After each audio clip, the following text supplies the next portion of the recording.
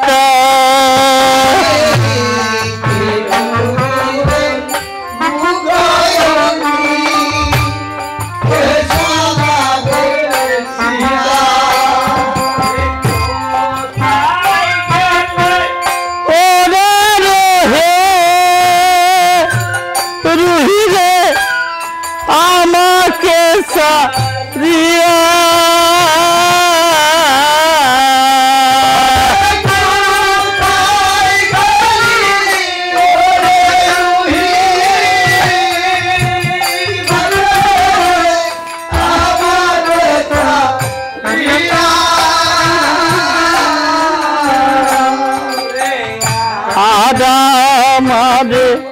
কে ডাকবে রে মা বলব বলিয়া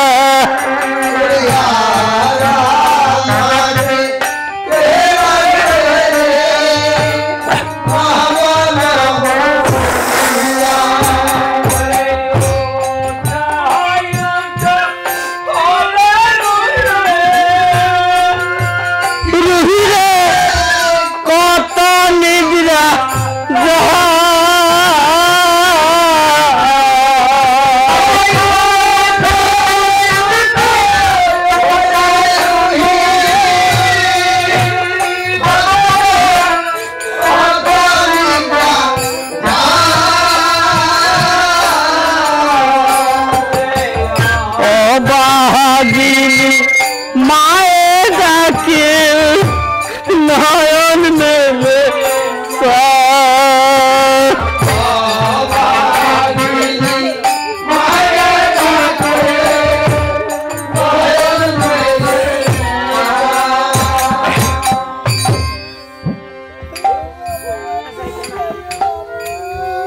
এমনি করে কেঁদে কেঁদে সব্বা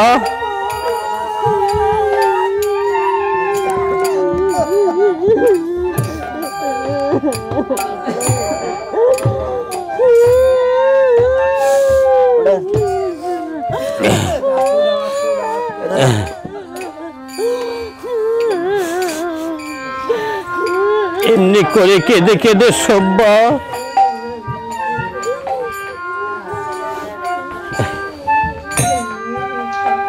বাজাও বাজাও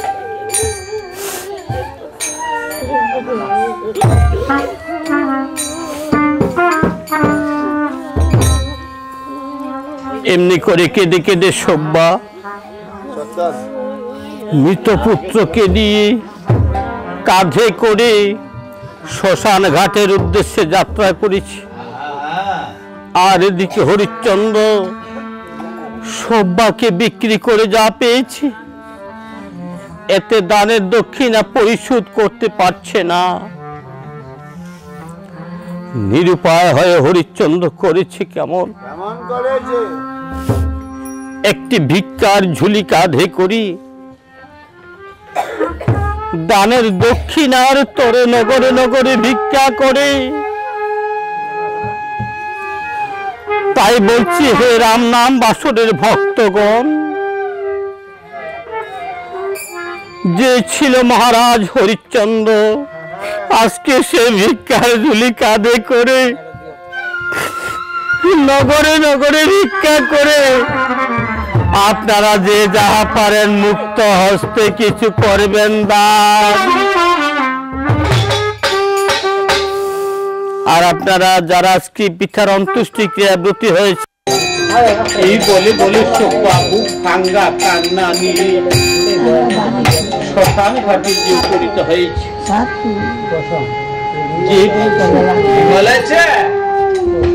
ভাই চন্দাল আমার কাছে কোনো পয়সা করি নেই, তুমি দয়া করে আমার মৃত পুত্রকে সৎকার করে দাও না ভাই।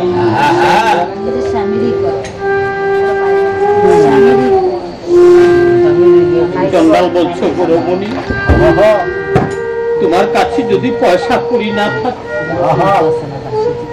তাহলে তুমি অন্য ঘাটে চলে যাও। এই ঘাটের নিয়ম হচ্ছে অগ্রে 50 কাহন করি জমা দিয়ে তারপর মৃত লাশ শ্মশানে উঠাতে হয়। তুমি অন্য ঘাটে চলে যাও। সব্বা কিছুতেই মানছে না, বারবার চন্ডালের হাতে ধরছে, পায়ে পড়ছে, মিনতি করছে।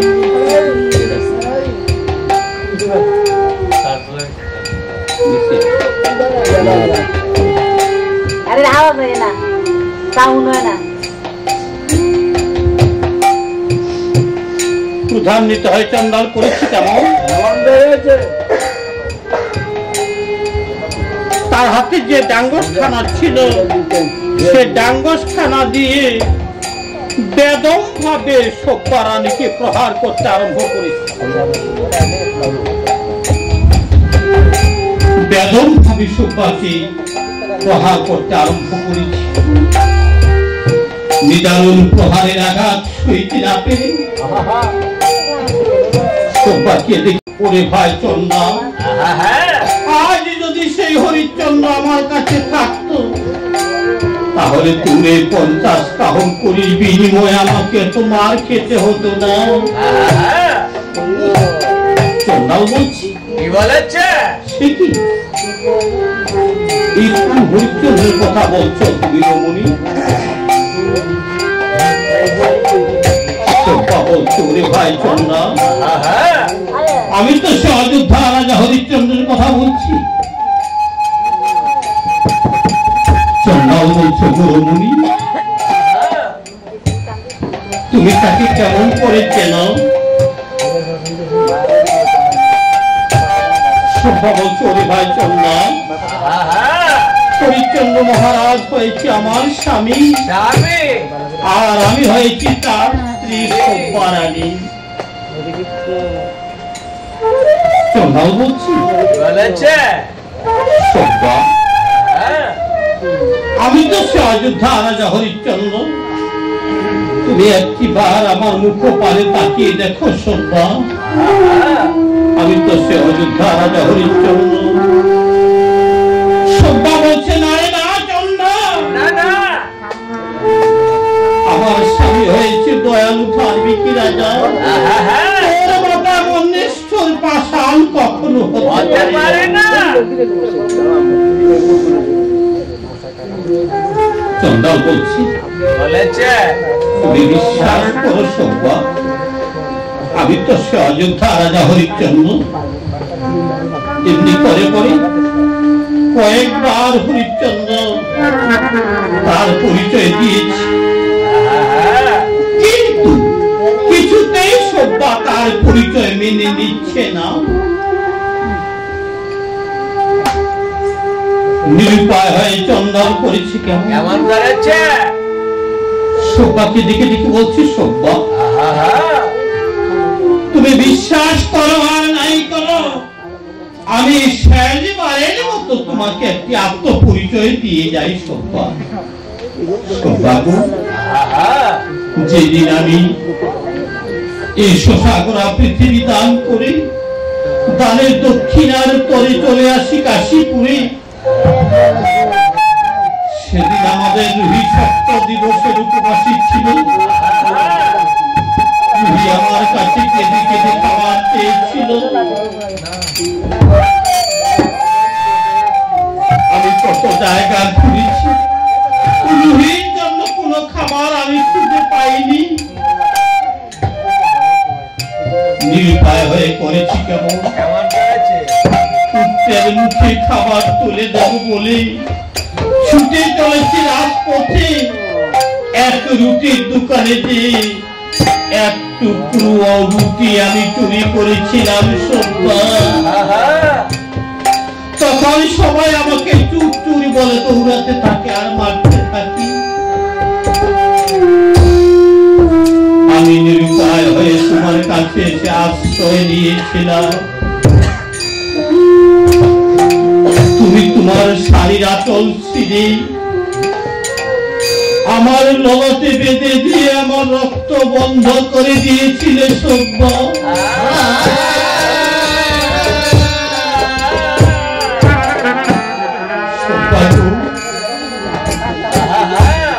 তুমি একটিবার আমার ললাটের দিকে তাকিয়ে দেখো সব্বা, এখনো আমার ললাটে সেই ফাটা দাগটা রয়েছে সব্বা। সভ্যা দৃষ্টি করে চায় ওই তো হরিশ্চন্দ্রের ললাটে সেই ফাটা দাগটা দেখা যায়।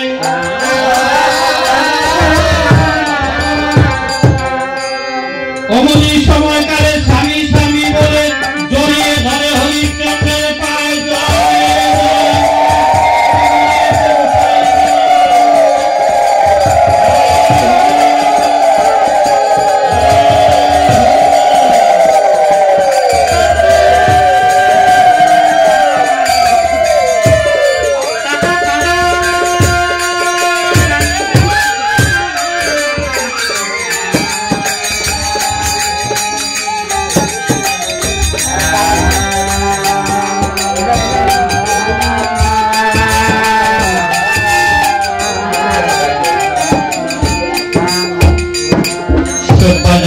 স্বামী স্বামী বলে হরিশ্চন্দ্রকে জড়িয়ে ধরেছে। হরিশ্চন্দ্র দেখে দেখে জিজ্ঞাসা করছে, সভ্যা এ তুমি কাকে নিয়ে শ্মশান ঘাটে এসেছো? সভ্যা সভ্যা বলতে, স্বামী আমাদের একমাত্র নয়নের দ্বারা প্রাণের প্রদীপ রুহিদাস তাকে যে সর্পে দংশন করেছে স্বামী। হরিশ্চন্দ্র বলছে, আমাদের একমাত্র পুত্র যখন চলে গিয়েছে তুমি আর আমি বেঁচে থেকে কি লাভ? সভ্যা চলো সভ্যা, আমরা দুজনে মিলে পুত্রের চিতা সজ্জা নির্মাণ করে ঘৃত প্রজ্বলিত ধাউ ধাউ অগ্নিতে আমাদের এই প্রাণ দুটো আমরা বিসর্জন দিয়ে দেই। সভ্যা তাই সভ্যা আর হরিশ্চন্দ্র পুত্রের চিতা সজ্জা নির্মাণ করি। পুত্রের চিতা সজ্জা সপ্তবার প্রদক্ষিণ করি, ধাউ ধাউ করে ঘৃত প্রজ্বলিত অগ্নি জ্বলে। যখন পুত্রের চিতা সপ্তবার প্রদক্ষিণ করি পুত্রের চিতাতে ঝাঁপ দিতে উদ্যত হয়েছে। অমনি সময়কালে বৈকুণ্ঠের নারায়ণ মত্তহানে এসে দিচ্ছে দর্শন। এই বলিয়া নারায়ণ যে গমন করিলে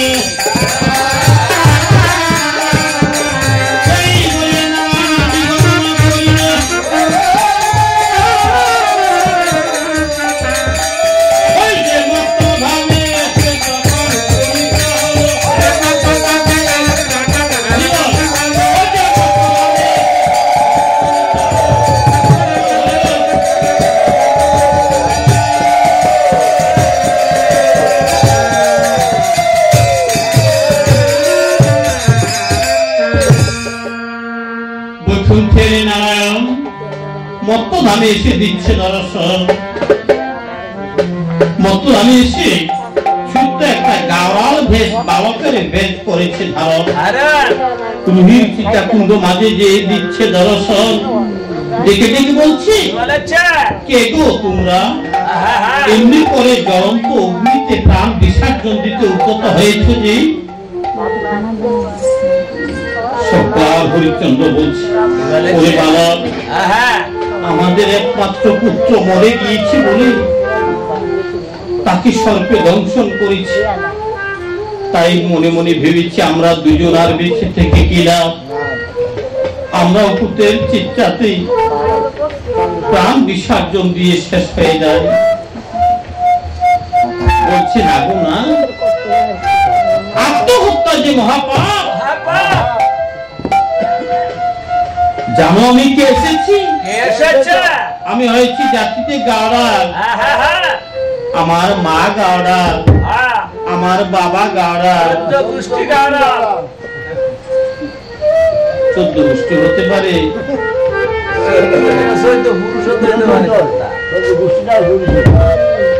14 পুরুষ হলো হতে পারে, কিন্তু 14 গোষ্ঠী তো হইতে পারে না। আর বুঝলি কথা কর্তার কথাগুলো দাঁড়িয়ে না। কথা সৃজনশীল অঙ্ক সব কিছু সৃজনশীল বানিয়ে যা লিখতে পারে কোনো সমস্যা নাই। এই জন্য কথার তো দাঁড়ি কথা দিতে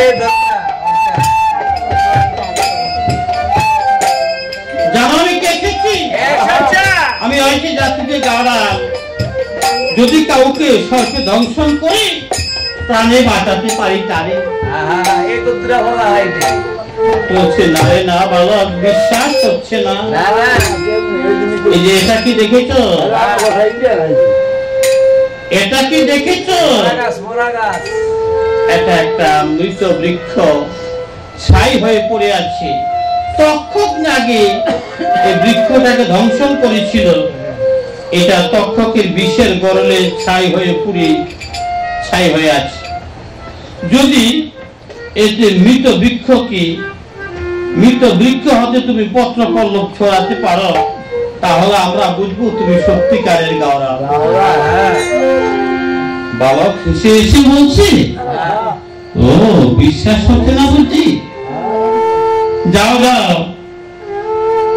বালক করেছি কেমন মৃত বৃক্ষের উপরে যখন হস্ত প্রসারণ করেছে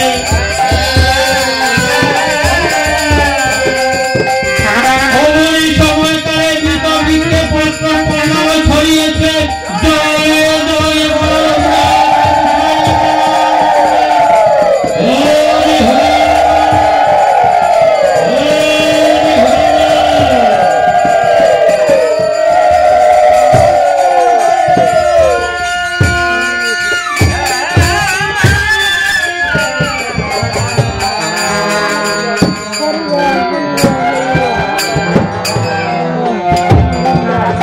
এবার বালক দিকে দিকে বলছি ওগো বিশ্বাস হয়েছে তো যাও যাও। ওই যে একটি বৃক্ষ দেখা যাচ্ছে ওই বৃক্ষের আড়ালে গিয়ে দাঁড়াও আমি দেখি তোমাদের মৃত পুত্রের জীবন ফিরিয়ে দিতে পারি কিনা। তাই সব্বার হরিচন্দ্র একটি মৃত বৃক্ষের আড়ালে গিয়ে দাঁড়িয়েছে। আর এদিকে গাওয়াল বালক যখন রুহির চিতাকুণ্ড মাঝে যে রুহির উপরে হস্তক্ষেপণ করে